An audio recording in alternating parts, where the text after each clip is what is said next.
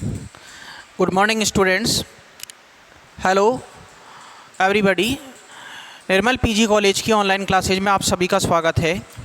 Previous lecture के अंदर हमने ये देखा था कि किस प्रकार से हम mRNA के सिंथेसिस ऑफ cDNA लाइब्रेरी की थ्योरी को पढ़ने के बाद हम उसके एक लाइनर डायग्राम को समझने की कोशिश कर रहे थे। और इसी ऑर्डर में हमने ये देखा कि mRNA के जो आइसोलेटेड mRNA होगा वो पॉली ए टेल वाला होगा। कैसा होगा? पॉली ए टेल वाला होगा, यानी कि एडेनिन टेल्स उसके अंदर प्रेजेंट होंगी 3' सिरे पर। एडेनिन टेल से मतलब होता है कि 3' सिरे पर 3' सिरे पर एडेनिन के बार बार रिपीटेड सीक्वेंस एडेनिन के रिपीटेड सीक्वेंस देखने को मिलते हैं। अब हम बात करते हैं भैया कि आइसोलेशन के बाद में क्या होगा कि आइसोलेटेड mRNA को हम क्या करेंगे, रिवर्स ट्रांसक्रिप्टेज एंजाइम की उपस्थिति में और चारों प्रकार की जो ऊर्जा युक्त डीऑक्सी न्यूक्लियोटाइड होंगी, DATP, DGDP, DTTP, DCTP, ठीक है ना, ATP, GTP, CTP और TTP, ठीक है ना। प्लस इसके अलावा जो हमारे पॉली ए प्राइमर होंगे, पॉली ए प्राइमर बनेगा 3' टेल पर। ये इसके बाद में इन सभी के रिएक्शंस के द्वारा एक फर्स्ट हमको cDNA का स्ट्रैंड प्राप्त होगा, ठीक, जो इस प्रकार से होगा, ठीक है ना। इसको एल्केलाइन हाइड्रोलाइसिस ऑफ RNA के द्वारा अब हमारे पास में नेक्स्ट स्टेप आता है कि एल्केलाइन हाइड्रोलाइसिस ऑफ RNA के द्वारा हम अगली जो प्रोसेस होगी, यानी कहने का मतलब इसको हम डबल स्टैंडर्ड डीएनए मॉलिक्यूल में बदलेंगे, डबल स्टैंडर्ड डीएनए मॉलिक्यूल के अंदर बदलेंगे, जो कि हमें इस प्रकार का प्राप्त होगा। और इसके जो हमारे पास होंगे, इसके बाद हमारे पास में दोनों स्टैंड्स के बीच में संपूरक न्यूक्लियोटाइड हैं वो आपस में इस प्रकार से जुड़े हुए रहेंगे, जिनकी हम बॉन्डिंग पैटर्न को इस प्रकार से बना देते हैं। अब हम देखते हैं कि यहाँ पर S1 न्यूक्लिएज होगा, ठीक, ये 5' और 3' सिरे होंगे, ठीक है ना। ये 5' सिरा होगा और ये 3' सिरा होगा, ठीक। 5' सिरे पर क्या होगा, यहाँ पर न्यूक्लिएज एंजाइम की एक्टिविटी होगी। इस सिरे पर क्या होगी भैया, यहाँ पर न्यूक्लिएज एंजाइम की एक्टिविटी होगी, ठीक है ना। तो यहाँ पर रिमूव्स 100 बेस पेयर्स, ठीक है ना। सेकंड cDNA स्टैंड बनेगा। ये क्या बनेगा भैया, फर्स्ट cDNA स्टैंड तो सिंगल स्टैंडर्ड था, ये सेकंड cDNA स्ट्रैंड होगा। कैसा होगा? सेकंड cDNA स्ट्रैंड होगा। अब इस सेकंड cDNA स्ट्रैंड पर हम बात करते हैं कि सेकंड cDNA स्ट्रैंड पर ये S1 न्यूक्लिएज की एक्टिविटी होगी। और यहाँ पर हम बात करें कि ये क्या करेगा, न्यूक्लिएज की जो एक्टिविटी होगी ये क्या करेगा, न्यूक्लिएज की activity removes 100 pairs and poly A tail. S1 nuclease removes 100 base pairs and poly A tail, है ना, एंड पॉली ए टेल, ठीक है ना, पॉली ए टेल। अब हम बात करते हैं भैया कि ऐसा होने के कारण, ठीक है ना, ऐसा होने के कारण क्या होगा कि हमको जो डबल स्टैंडर्ड डीएनए मॉलिक्यूल मिलेगा वो किस प्रकार का होगा, वो इस प्रकार का होगा कि 3' OH यहाँ पर क्या होगा, 3' सिरा होगा। तो दूसरे स्टैंड का क्या होगा, 5' सिरा, और इधर ऊपर वाले का इधर 3' में है तो इधर क्या होगा 5', और इधर क्या होगा, ये 3' सिरा होगा, इधर 3' सिरा होगा, ठीक है ना। तो इस प्रकार से हमको डबल स्टैंडर्ड डीएनए मॉलिक्यूल प्राप्त होगा, डबल स्टैंडर्ड डीएनए मॉलिक्यूल प्राप्त हो जाएगा। ओके,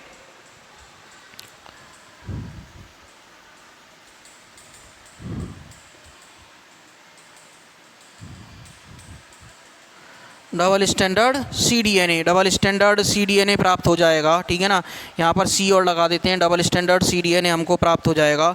तो ये इस प्रकार स्टेप्स होंगी cDNA के निर्माण की, और cDNA की इन स्टेप्स को हम थ्योरेटिकली और हमने लाइनर तरीके से दोनों तरीके से समझा। ओके, अब हम देखते हैं आगे चलते हैं कि आगे हमारे पास में क्या होगा कि जो अब हमको cDNA स्टैंड प्राप्त हो चुका है, तो डबल स्टैंडर्ड cDNA cDNA प्राप्त हो जाएगा।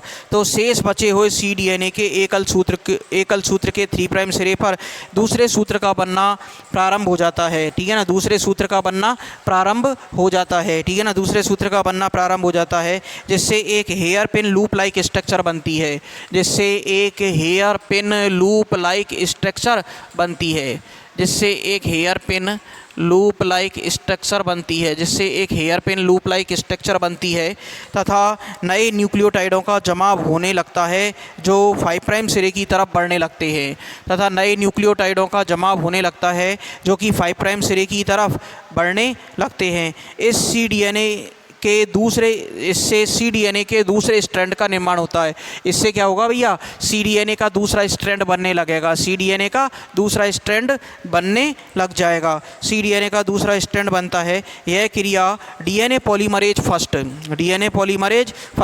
तथा चारों प्रकार के न्यूक्लियोटाइडों की उपस्थिति में होती है। यह क्रिया DNA पॉलीमरेज फर्स्ट तथा चारों प्रकार के न्यूक्लियोटाइडों की उपस्थिति में होती है। नवनिर्मित डबल स्टैंडर्ड cDNA के अणु को S1 न्यूक्लियस एंजाइम के द्वारा ट्रीटेड किया जाता है, S1 न्यूक्लियस एंजाइम के द्वारा ट्रीटेड किया जाता है, ठीक, S1 न्यूक्लियस एंजाइम के द्वारा उपचारित किया जाता है। यह एंजाइम लूप तथा पॉलीन्यूक्लियोटाइड टेल का पाचन कर देता है, यह लूप तथा पॉलीन्यूक्लियोटाइड टेल का पाचन कर देता है, पॉलीन्यूक्लियोटाइड टेल का पाचन कर देता है, ठीक, और पॉलीन्यूक्लियोटाइड टेल का पाचन कर देता है। इससे cDNA की एक डबल स्टैंडर्ड अणु बन जाता है। इससे cDNA क्या होगा, एक डबल स्टैंडर्ड अणु के रूप में हमको प्राप्त हो जाएगा। इससे cDNA हमको एक डबल स्टैंडर्ड अणु के रूप में प्राप्त हो जाता है, ठीक है ना, जैसा हमको यहाँ पर दिखाई दे रहा है, cDNA डबल स्टैंडर्ड अणु के रूप में प्राप्त हो जाता है, ठीक है ना। इस प्रकार संश्लेषित cDNA अणु को उपयुक्त वाहक की मदद से परपोषी में प्रवेश करवा करके क्लोनिंग करवाई जाती है। इस प्रकार प्राप्त जो हमको डबल स्टैंडर्ड DNA अणु था उसको परपोषी वाहक में प्रवेश करवा करके क्लोनिंग करवाई जाती है। अब अगला टॉपिक आता है हमारे पास में integration of synthesize cDNA molecule into vector, ठीक है ना। अगला पॉइंट आता है हमारे पास में integration of synthesize cDNA molecule into vector.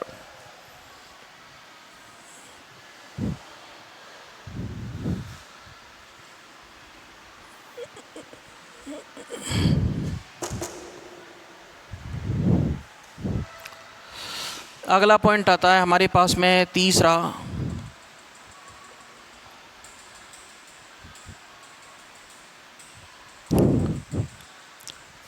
Integration of synthesized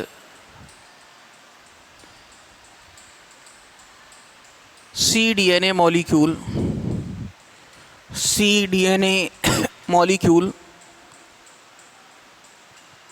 into vector, integration of cDNA molecule into vector. अब हम बात करते हैं भैया कि क्लोनिंग करवाने के बाद उपयुक्त वाहक के द्वारा इसको उपयुक्त परपोषी में प्रवेश करवाया जाता है ताकि इसकी क्लोनिंग हो सके, ठीक है ना। तो संश्लेषित cDNA का वाहक के साथ समाकलन करवाया जाएगा, क्योंकि वाहक के साथ समाकलन करवाने के बाद ही हम संश्लेषित cDNA मॉलिक्यूल को किसी उपयुक्त परपोषी के अंदर प्रवेश करा करके उसकी क्लोनिंग करवा सकेंगे, उपयुक्त परपोषी के अंदर प्रवेश करवा करके उसकी क्लोनिंग करवा सकेंगे। तो संश्लेषित cDNA को DNA वेक्टर्स की मदद से परपोषी में प्रवेश करवाया जाता है। संश्लेषित कॉम्प्लीमेंट्री DNA को, सिंथेसाइज्ड कॉम्प्लीमेंट्री DNA को DNA वेक्टर्स की मदद से परपोषी के अंदर प्रवेश करवाया जाता है, इस कार्य के लिए प्लाज्मिड, कॉस्मिड तथा बैक्टीरियोफेज का उपयोग किया जाता है। यानी कि परपोषी के अंदर प्रवेश करवाने के लिए वेक्टर्स कौन कौन से काम में लिए जाएंगे, ये पहले भी हमने बहुत डिटेल में पढ़ा। क्लोनिंग वेक्टर्स जैसे प्लाज्मिड है, ठीक है ना, प्लाज्मिड है, कॉस्मिड है, ठीक है ना, प्लाज्मिड है, कॉस्मिड है, और इसके अलावा बैक्टीरियोफेज है, प्लाज्मिड, कॉस्मिड और बैक्टीरियोफेज। प्लाज्मिड, कॉस्मिड और बैक्टीरियोफेज। प्लाज्मिड किसी बैक्टीरियल सेल में पाए जाने वाला एक्स्ट्रा क्रोमोसोमल जेनेटिक मटेरियल होता है जो कि डबल स्टैंडर्ड होगा और सर्कुलर होगा, ठीक है ना। सर्वाधिक वेक्टर के तौर पर प्लाज्मिड का ही उपयोग किया जाता है। और फिर हम बात करें कॉस्मिड जो होता है, ये cos site of bacteriophage plus plasmid, cos site of bacteriophage plus plasmid, cos site of bacteriophage plus plasmid is equal to cosmid. ये एक रिकॉम्बिनेंट प्लाज्मिड होता है। और बैक्टीरियोफेज जो होते हैं ये बैक्टीरिया को संक्रमित करने वाले होते हैं। बैक्टीरियोफेज इनका भी वाहक के तौर पर उपयोग किया जाता है।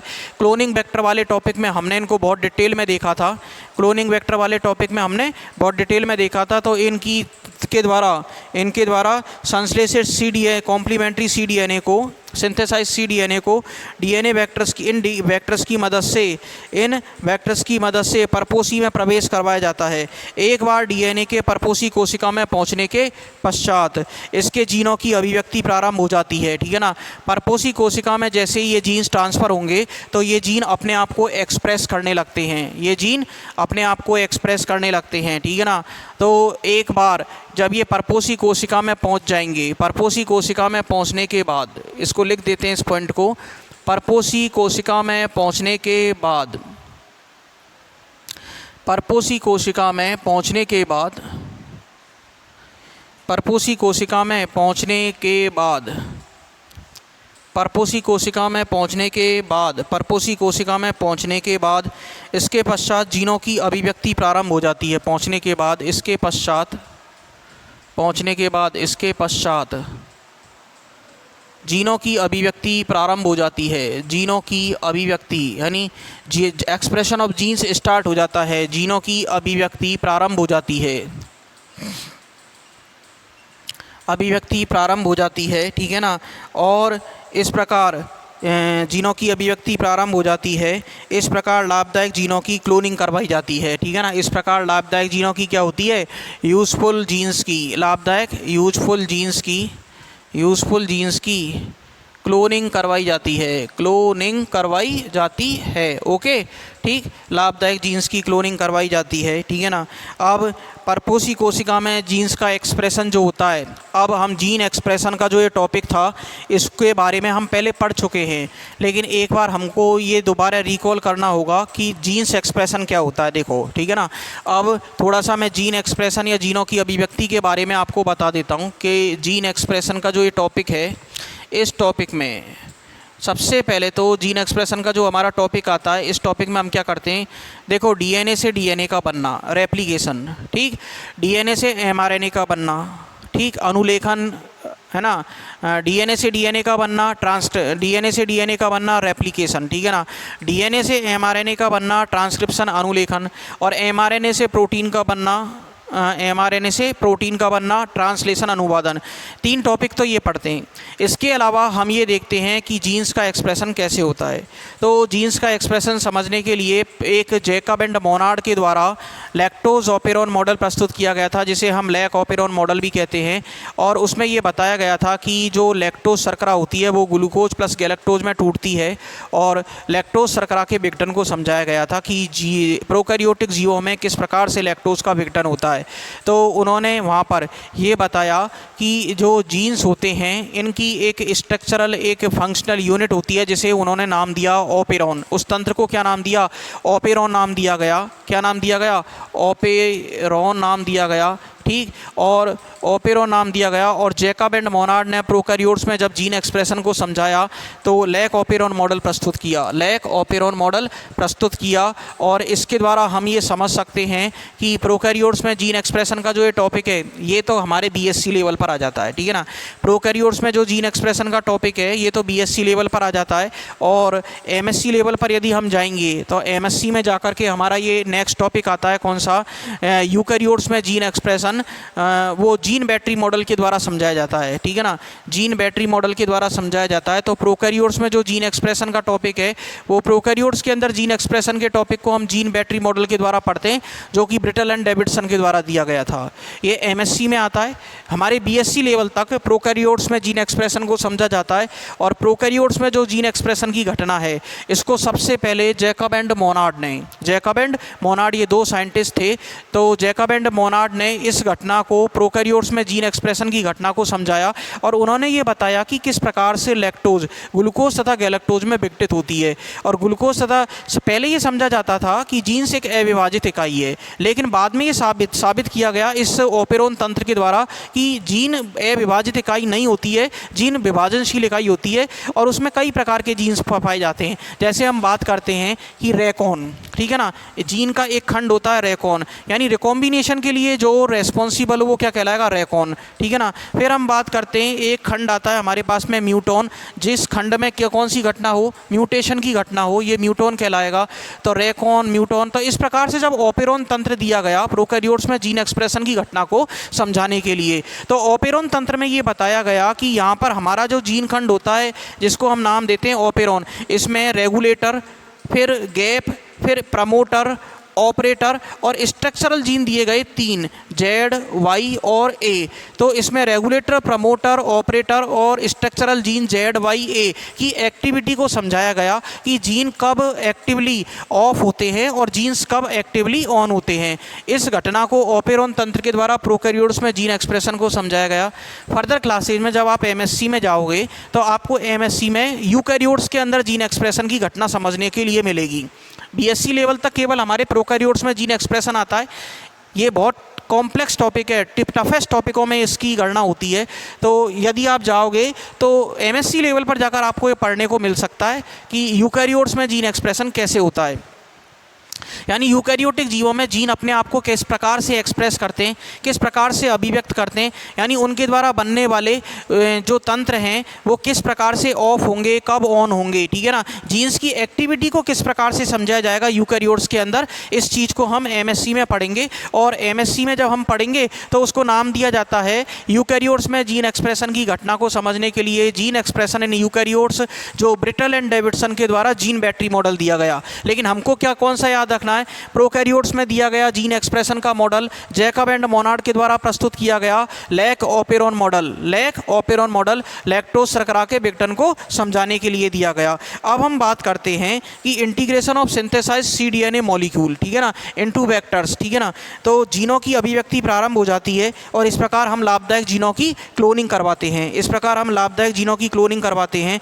अब हम बात करते हैं अगला टॉपिक हमारा cDNA मॉलिक्यूल, cDNA की उपयोगिता, cDNA की उपयोगिता।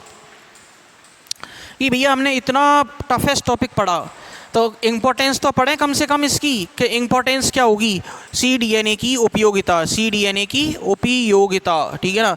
यानी cDNA की इम्पोर्टेंस क्या होगी, cDNA की इम्पोर्टेंस क्या होगी, ठीक है ना। cDNA का इम्पोर्टेंस क्या होगा, देखो भैया cDNA का इम्पोर्टेंस क्या होगा कि cDNA जीनों की पहचान का, cDNA के जीनों की पहचान करना अपेक्षाकृत सरल होता है। यानी जब DNA में से हम जीन्स को अलग करते हैं तो ये हमारे लिए एक हरक्यूलियन टास्क हो जाता है, एक प्रकार से बहुत कठिन कार्य हो जाता है।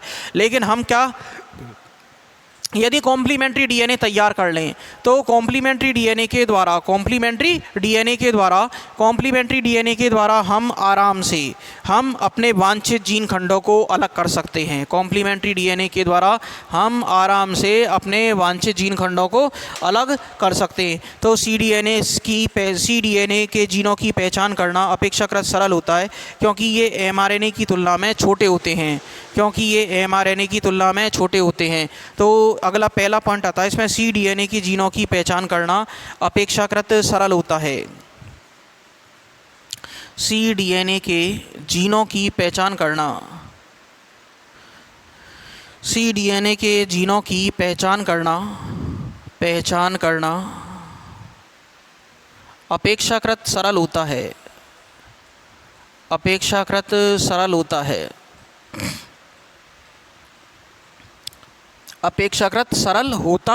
ठीक है ना।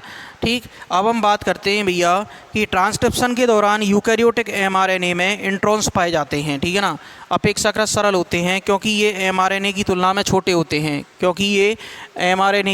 ये भी लिख लो भैया, क्योंकि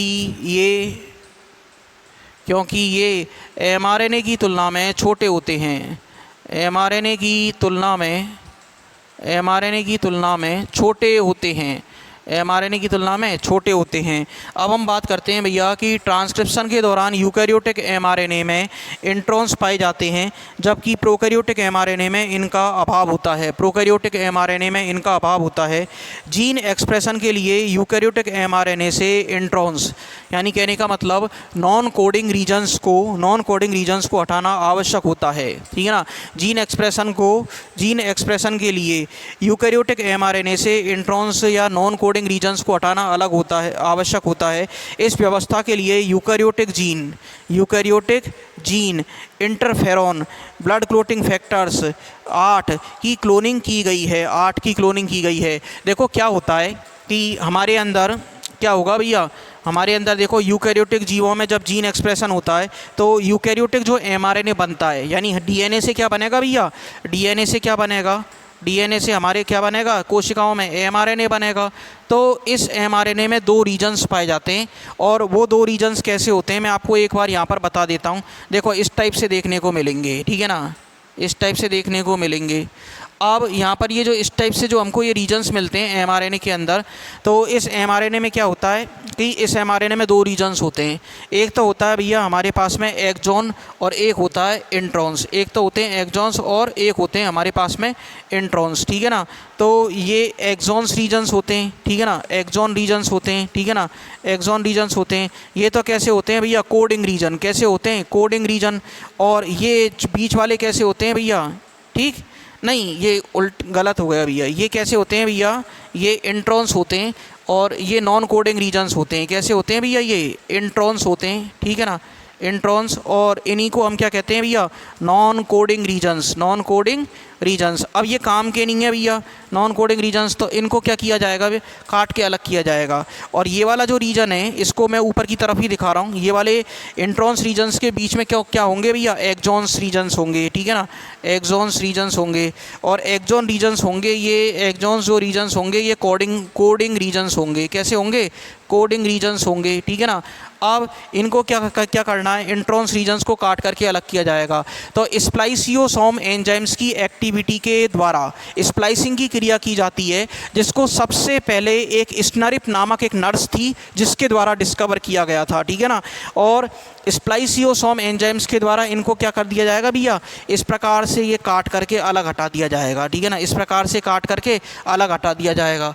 तो इससे क्या होगा कि जो मदर डीएनए होगा उससे बनने वाला जो डीएनए एमआरएनए होगा वो हमको कैसा प्राप्त होगा भैया, छोटा प्राप्त होगा। कैसा प्राप्त होगा, छोटा प्राप्त होगा। और वो क्रिया क्या कहलाएगी, स्प्लाइसिंग की क्रिया, SPLICING, स्प्लाइसिंग की क्रिया कहलाएगी। किसके द्वारा संपन्न होती है, स्प्लाइसियोसोम के द्वारा संपन्न होती है, ठीक है ना। स्प्लाइसियोसोम्स के द्वारा स्प्लाइसिंग की क्रिया होती है, जिसे सबसे पहले स्नरिप नामक एक महिला के द्वारा खोजा गया था, और उसने ये बताया था कि यूकैरियोटिक एमआरएनए जो होता है अपने जनक डीएनए की तुलना में छोटा होता है। यूकैरियोटिक एमआरएनए अपने जनक डीएनए की तुलना में छोटा होता है। तो इसको हम स्नरिप नामक नर्स के द्वारा इसको डिस्कवर किया गया था। और स्नरिप नामक जो नर्स थी उसने ये बताया था कि स्नरिप नामक नर्स थी, उसने ये बताया कि किस प्रकार से डीएनए से प्राप्त होने वाला जो एमआरएनए का अणु होगा वो यूकैरियोट्स में छोटा होगा।